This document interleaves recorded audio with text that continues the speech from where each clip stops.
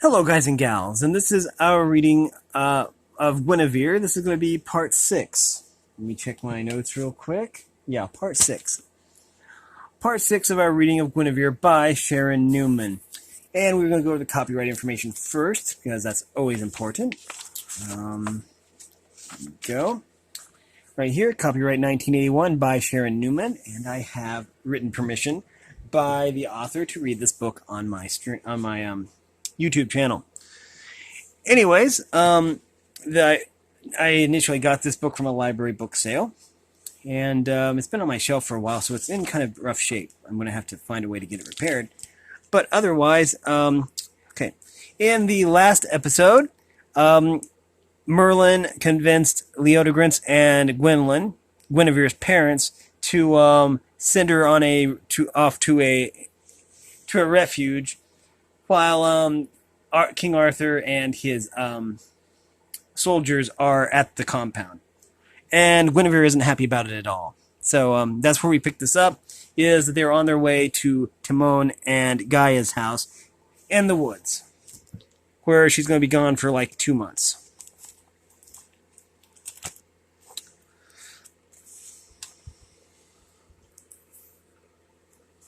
The last knot in Guinevere's stomach relaxed, and she smiled back. With the crowd you bring with you, I feel that we're traveling in a caravan. I don't see how you can be lonely with all this company. She indicated with her arm, especially the woman riding with Giraldus.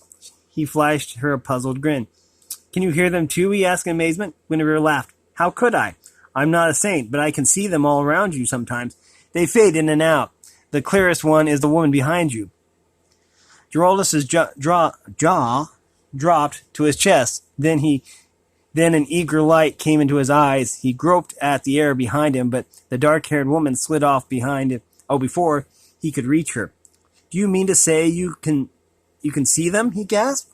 Do you mean to say you can't? Guinevere was just as puzzled.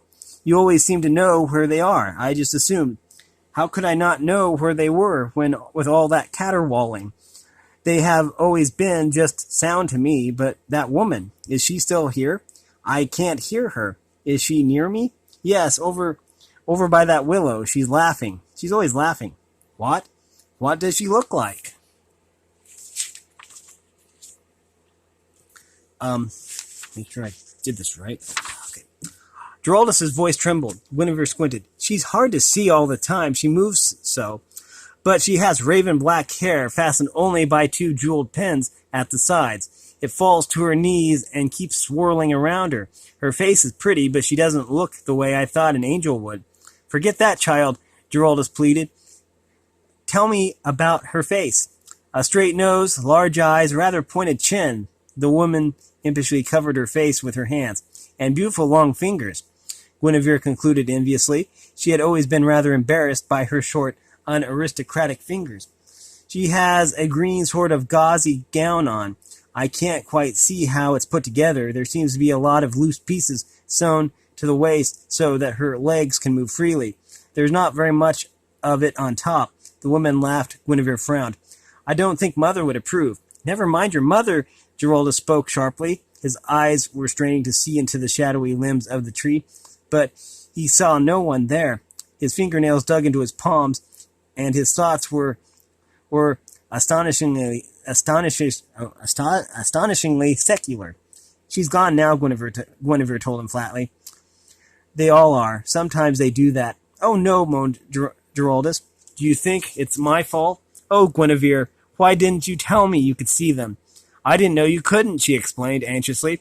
Please, Giraldus, don't you be angry with me too. Everyone is acting so differently towards me lately. I won't be able to stand it if you change too. I'll tell you all I know, really. She's just a woman, not very special, except that she laughs so much. There are lots of others who are funnier. There's the man with the long face who's always pulling on his ear, and the short one whose robe is too long, and many other women. I just can't see them as well, but if you want, I'll look very carefully. I'll tell you exactly what they look like. She stopped. He wasn't listening, but still was gazing raptly into the trees, his arms reaching out and then flopping to his sides. I don't hear them anymore, he said. Let's go. We still have a long journey before us. We'll have to camp in the woods tonight. For the first time, he noticed the fear on Guinevere's face. Don't worry, he sighed. I'm back now. His knees jabbed old Plotinus, and they plodded out on again. The remainder of the trip was made in silence. They soon left the main road and entered the forest on a thin trail, so covered with moss and pine needles and decayed leaves that the hooves of the horses made no sound. Giraldus stared bleakly straight before him, his ears straining for just one note. His heart was beating so loudly that he wondered if the noise of it was not keeping them away. His body ached in a way he had often felt before, but not so strongly. He refused to put a name to feelings. Guinevere could see that he was suffering, but couldn't understand. Was he upset with her because she could see these beings? Was he angry because she thought these weren't angels? She paused. But if they weren't angels, what were they? She forgot her resentment, and she tried to work out this new mystery. Finally, Giraldus signaled a halt in a secular natural clearing just off the path. There was a stream nearby where they could wash. He took the blankets and bedding off the pack horse, cut some long branches from a nearby sapling, and made a lean-to bedroom for Guinevere. There, he said, when he had finished. It's not what you're used to, I know, but you should be comfortable enough. I'll be right out here by the fire if you need anything, and it's not likely to rain on a night like this. Guinevere was delighted with her bedroom. It was a three-sided tent on a frame, draped with luxurious silk and woolen hangings. A thick straw mat had been placed on the ground and covered with the bedclothes. There was a curtain that could be let down in front for added privacy or warmth. Gwendolyn had sent the most costly and elegant of her own hangings in an attempt to pacify her daughter. They were much better than Guinevere was allowed at home. I feel like a queen in here, Giraldus. Come in and see. Oh, look, Mother even sent her own vanity box for my brushes and perfumes. See? It has a painting of my grandmother on it. It was an ivory box inlaid with semi-precious jewels. On the side were Christian symbols, fish swimming across one and a chi-rho on the other. On the top was a portrait of her grandmother, painted on wood in the manner of the last century. It was a good likeness, Gwendolyn had said, and Guinevere had always loved the proud, dark woman with the huge, sad eyes. It was Gwendolyn's greatest treasure next to her children, and Guinevere knew it, although she didn't understand how any object could come to mean so much to one. She softly caressed it and put it back in the oilskin wrappings. Giraldus was building a fire, more for light and companionship than anything else. For the night would still be warm. They had bread, meat, and fruit for their dinner, and he brought fresh water from the brook to mix with their wine. He tried to show some interest in Guinevere's delight, and was indeed glad that she had lost her sulkiness, but he could only think of his alto. The voices had never been quiet this long before. What if she doesn't return, he moaned. They must come back. I won't try to touch you again if you don't wish it. I promise. Anything. Only come back. Don't leave me alone. He shrank back into himself, frightened at the intensity of his emotions. I'm used to them, that's all, he told himself. We were just beginning polyphony. Oh, but what shall I do without her? He tried to imagine himself back home again, on the mountains, herding the sheep and wandering alone. It did not cheer him. The fire crackled and flickered its best, but Giraldus saw nothing. In her tent, Guinevere was happily pretending to be Cleopatra, sending Mark Antony out to do battle for her. Plutarch's Lives of the Noble Romans had been one of her earliest books, even before the Gospels, and even Tenenatus had added morals at every opportunity. Guinevere had only caught the glamour and grandeur of the stories. Begone, minion, she snapped at an imaginary slave. She thought of what might happen if she ever spoke to Flora or even Kate in that matter. Better not to consider it. But the thought reminded her of a new problem. She poked her head up. Giraldus, she called out, Mother forgot something. Who will comb my hair? Giraldus lifted his head from his hands. What? I said there is no one to comb my hair. What shall I do? The saint brushed his fingers through his shoulder-length hair, although only men of that day wore their hair short. It was considered most holy to let it grow, and he had. But as for combing it, can't you do it yourself? I don't think so. Flora always combed and rebraided it every night and morning. It's very long. I don't think I could reach. This problem was too much for Giraldus. Why don't you just not do it tonight? We will be at the Hermitage tomorrow, and then Gaia can comb it for you. That settled the matter in his mind, and he went back to his worries, but Guinevere was still perplexed. She had been told every night of her life that horrible things would happen to her if her hair was not combed, scented, and braided again at least once a day. She fumbled with the knots in the plaits and loosened them until the hair was flowing freely about her waist. Then she discovered that she couldn't comb one section without another getting tangled. Also, it was difficult to keep it from getting too near the lit grease lamp. She cried out in vexation, but Giraldus was straining to hear his chorus and didn't notice. She had given up and was trying to braid it again as best she could, which was very badly. When she felt a tug at the back, the bone comb was slipping through her hair by itself. She gave a startled yelp, and the laughing woman appeared. She put her finger to her lips. Guinevere nodded and sat docilely, while her hair was expertly arranged. She felt the braids being wound about her head and fastened with something. She pulled up her hands to feel and found the little jeweled pins. The woman tossed her dark hair off her face and smiled tenderly at her. "Oh, thank you," Guinevere whispered. "May I keep them?" She nodded and kissed the girl gently on the cheek. Then, laying her fingers on her lips again, she slipped out of the tent. Exhausted, Guinevere blew out the lamp and went to sleep. She never thought of telling Giraldus that she had seen the woman again. The next morning was cloudy, which matched Giraldus's mood perfectly. He scolded the weather, the woods, and even his long-suffering horse.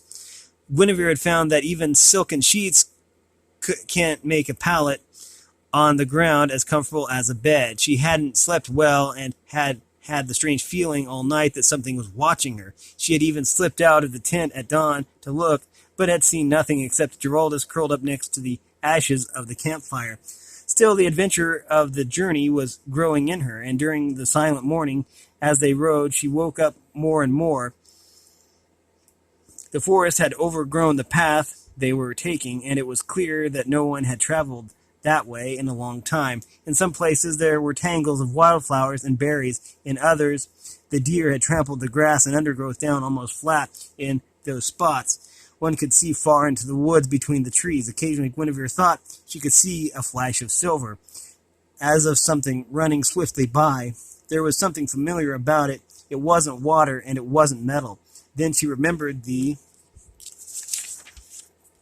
light she had followed the night she had been lost. She almost turned her horse to chase it now, but the form vanished. She trotted up to just behind Giraldus. There wasn't room to ride abreast. "Giraldus," she called softly, "look into the woods. I keep seeing something, but it's not clear." But Giraldus didn't lift his head. "It's no use. I can't see them. They won't let me. Now they won't even sing for me. I wish I'd never tried. Now I'm alone, all alone." Guinevere wanted to say something to comfort him, but she really didn't know what. She was sorry Giraldus felt that way, of course, but he wasn't really alone. He had lots of friends who liked him, whether he heard angels or not, and after all, she was there now. Why wouldn't he listen to her?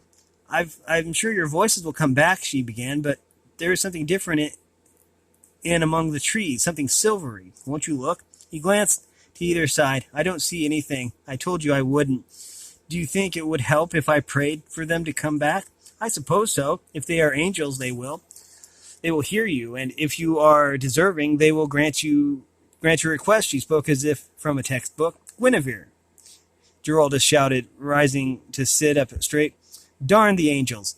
Don't you understand?" He trailed off. Her puzzled, frightened expression shamed him and told him that she knew nothing of what he felt or longed for. There There wasn't even sympathy in her eyes, only confusion. Merlin was right, he thought, as after he thought, oh wait, Merlin is right, he thought, as after a moment they went on. She is years younger in emotion than her age would allow. Perhaps she has a heart, but so far no one has laid any claim to it. Poor little girl. I hope life is kind to her and she doesn't find that she can love only when all she loves is gone, like me.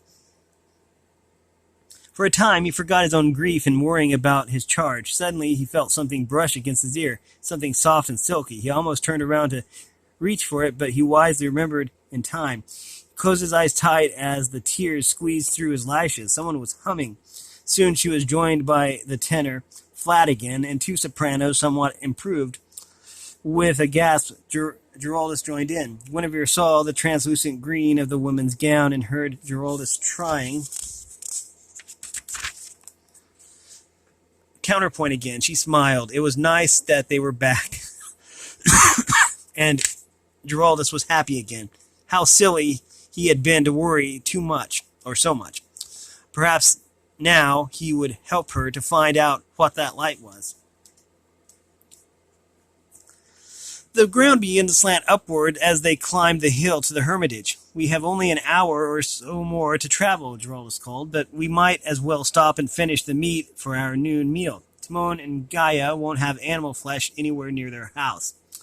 Guinevere slid from her horse. Yes, I know. Mother told me. I suppose I won't mind it for a few weeks, but I can't imagine how they could give up meat entirely. I don't see how I could live without an occasional pork pie or chicken leg.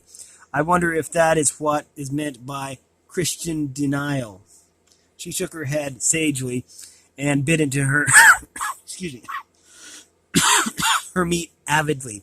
Giraldus laughed. No, I can't imagine you ever living in a convent wearing wearing rough wool and eating beans and barley bread. Guinevere laughed too.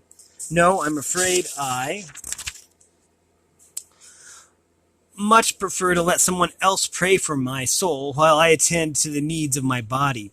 They carefully removed the greasy traces of their lunch and started again on their way, as if to make up for their earlier absence. The troop of singers had been growing all day. They crowded into the narrow path all around the horses. Some even climbed onto the pack horse, who didn't seem to notice the extra weight. Guinevere had tried at first to look for the silver light, but she gave up. Even though she couldn't see the singers clearly, they made an effective screen against seeing anything in the woods. Giraldus was far ahead of her, but by late afternoon, but his loud complaints could be clearly heard. No, no, that's not it. Dum da da da da dum. And then the soprano joined in. Try it again. Despite his bluster, even Guinevere could hear the jubilation in his voice. The shadows of the trees crisscrossed the path before they arrived at the clearing where Timon and Gaia lived. They appeared to be nowhere near a place of human habitation. The forest was thick and dark about them. Suddenly they rounded a bend in the path, and the whole group spilled into a large open space where the ground had been scratched bare by 30 generations of chickens. The sound of water splashing over rocks mingled with the constant drone of bees. In the twilight, it was hard to see the house. It took Guinevere a moment to recognize it as one. It was made of stone slabs that had been dragged into position and lined up to form a lopsided square. The wood and clay had been used to fill the spaces left except for the doorway. Like Guinevere would see later, Guinevere would see the window in the back, not made of the thick greenish glass they used at home, but of some sort of cloth that had been rubbed with wax until it was translucent. In the wooden door was a small oval of real glass with a blue Chi-Ro painted on it. The roof was clay and wattle with a hole in the center for the smoke to escape. It was beautiful in a wild sort of way, but Guinevere fought back a surge of depression at the thought of living in it. It was not the sort of place for a pampered Roman lady to stay. She wondered how one of such a good family as Gaia could tolerate such a place. As she was thinking this, the door opened and a woman came out. All thought of protest left her mind as Guinevere stared at Gaia. Somehow she had imagined Timon as his sister, Timon and his sister as a kindly elderly couple. After all, they had lived in the forest for 20 years and had been grown when they came there. Gaia did not fit Guinevere's image at all. First, she was tall, taller than most of the men Guinevere knew. She had had to duck her head to get through the doorway. Added to this was her bearing. Guinevere knew at once that Gaia could belong here as she would anywhere. She was a complete arrogant aristocrat. Her home was a palace simply because she lived there. She wore a white linen robe with some sort of woven belt and plain bronze shoulder pins. Her head was covered by black braids wound tightly around her forehead, showing only a few streaks of gray. Her face was lined, but more by wind and sun and self-control than age. Timon, she called. They're here. She waited in silence as Geraldus and Guinevere dismounted. Guinevere edged shyly behind Geraldus, who didn't seem the least bit intimidated. He strode up to Gaia, hugged her tightly, and to Guinevere's amazement, gave her a smacking kiss. The kiss of peace, he said, laughing, and Gaia's hard face relaxed. Peace be to you, she responded. I suppose you have brought your usual company with you. He nodded. There is a crock of honey mead by the house, and new baked bread for you, she called to the air. Immediately the throng around Geraldus disappeared, and this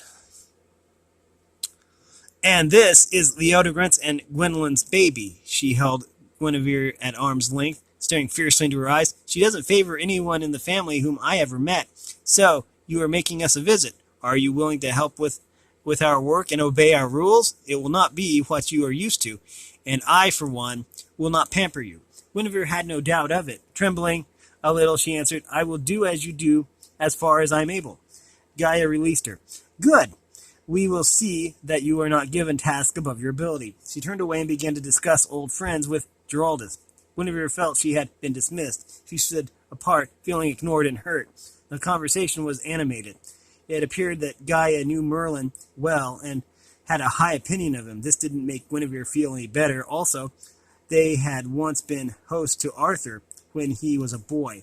Yes, Gaia was saying, Merlin brought him for a short stay. He was a pleasant boy, didn't talk much, but was curious about everything. He spent more time with Timon than with me. I can't believe he's grown up to be a warrior, a man whose job it is to kill and destroy. He's a good man, Geraldus answered stoutly, though still very young. His duty now is to drive out the invaders to make this island safe for ones such as we, who will not fight. I don't believe he glories in battle. I hope not, Gaia answered grimly. I would hate to regret ever having given him shelter. At this time, Guinevere had been standing by the house, outwardly docile and inwardly raging. She had worked herself up to a fit of righteous fury when she saw a man step out of the woods. Her jaw dropped. If Gaia had been surprised, Timon was unbelievable. If Gaia had been surprising, Timon was unbelievable. He was an enormous man, as tall as his sister and wider. He looked like a great brown bear with thick, hairy arms and legs, and a flowing beard that covered his face, and twined itself into his shoulder-length hair. Gwendolyn half expected him to spring at her, growling and gnashing his teeth. He gave a huge grin when he saw her face, and stopped a good distance away. Is this the little girl come to visit us? He asked, and his voice was so soft and gentle, coming from his rough face, that Guinevere almost wept with relief. Gaia stopped her conversation and returned to Guinevere. Of course it is, brother. Why don't you get her baggage and show her the place we have for her in our house? Gwendolyn had sent far more luxurious things than she should have, I fear, she added to Geraldus. We will not chide her now about them, but slowly try to wean her from a love of worldly things. You will have a hard time weaning that one from a love of comfort, Geraldus replied, jokingly. She has been surrounded by it so completely that it would never occur to her that there was any other way to live. Don't mistake me, he added hastily. She is not indolent or haughty. I am truly fond of her. She has just known one way of life and believes that all people would live that way unless, like you, they deliberately choose another. Gaia shook her head at such ignorant innocence. Geraldus spent the night and departed the next morning, enriched by gifts of honey and mead, and with his chorus dancing happily around him. Guinevere sighed as she watched him go. She felt that her last hope of rescue was gone. It was not really as bad as her misery made it seem. Life with Gaia and Timon was much better than with most hermits. They were not really as fanatic as was the fashion. They lived in a clean, dry home. They washed their clothes in the stream. They ate such food as nature provided, and were not above improving their vegetables by cooking them and even adding herbs. Timon even used the honey and angelica to make mead, a sweet and potent sort of liquor. Still, their day was guided by prayer, work, and meditation in even amounts, and it was a hard change for Guinevere. They awoke at dawn and prayed in the clearing as the sun rose, thanking God for the gift of the day. And they each worked for an hour or two before eating a breakfast of eggs, honey, and bread. Then they went to a private place to pray again and to ponder the mysteries of the universe. At least this is what Gaia did when she meditated. Guinevere couldn't imagine Timon wondering about such things. At first she had rebelled, though silently, at the life. The jobs given her were not difficult, but she felt they were menial. The sight of Gaia washing her own clothes was enough to stifle her protest, but not enough to cause her to resign herself to the work. The constant solitude irritated her, too. At first, the command, find a quiet spot free from distraction, and there meditate, had seemed ridiculous. Obediently, she had gone a little ways into the forest, found a pleasant spot under a pine tree, and composed herself to think of religious matters, but she didn't know how to start. The prayers one recited each day at Mass and at Vespers somehow weren't right out here. Oddly enough, she could only think of Ovid and his story of creation, the golden age of men and gods. I think this is a good place to stop right now because, okay, it doesn't look like that's too long, but, well, we might as well try this real quick. The years went by in peace, and earth untroubled, unharried by hoe or plowshare, brought forth all that men had need for, and those men were happy. Cherries or blackcaps, and the edible acorns. Spring was forever, and the west wind blowing softly across the flowers no man had planted. And there were rivers of milk and rivers of honey and golden nectar dipped from the dark green oak tree. The story had always been dearer to her. Then, okay, well, we're going to stop it right here on this page. We've been reading from Guinevere by Sharan Newman. If you like this content, make sure you like and subscribe and ring the bell so you know when I upload. And if you want to support me in any way, all that information will be in the description below. As always, thanks for watching, everyone, and have a great day.